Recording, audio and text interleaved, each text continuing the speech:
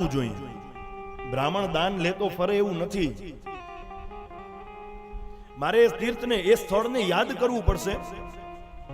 તમે ક્યારેક નેટ ઉપર સર્ચ કરી લેજો, એનો હું સાક્ષી છું. બ્રાહ્મણ કેટલા સબળ હોય ને એનું એક ઉદાહરણ હું તમને આપું છું.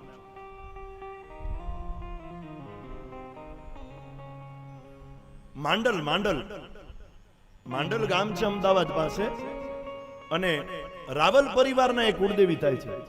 અને દર વર્ષે ત્યાં કરોડોના ખર્ચે એ ક્યારેક સતચંડી થાય, ક્યારેક લક્ષ્યચંડી થાય, ક્યારેક શિવપુરાણ થાય, ક્યારેક વિષ્ણુ પુરાણ થાય. દર વર્ષે વર્ષના 5 દિવસ અથવા 7 દિવસ એ આખો પરિવાર એ માંડલ માતાજીના મંદિરે ભેગો થાય. તળાવની વચ્ચે મંદિર છે, યુટ્યુબ ઉપર સર્ચ કરજો અહીંથી જ્યારે ઊભા થાવ ત્યારે.